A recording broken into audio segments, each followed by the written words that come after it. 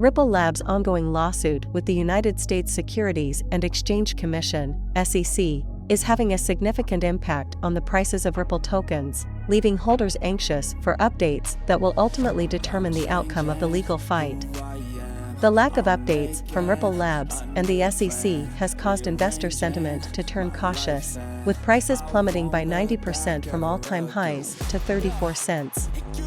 Recent regulatory intervention, following the FTX debacle, pushed Ripple's prices even lower, touching a low of 30 cents. However, prices have since recovered to 50 cents, giving investors a glimmer of hope.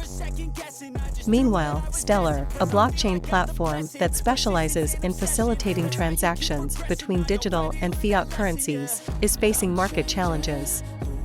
Stellar is well known for its partnerships with major financial players like IBM and Deloitte, which has rewarded early investors with massive returns. However, the current market headwinds are causing challenges for the platform.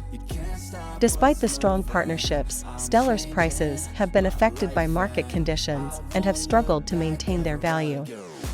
Investors are watching closely to see how Stellar will navigate the current market conditions and whether it will continue to be a viable investment option in the future.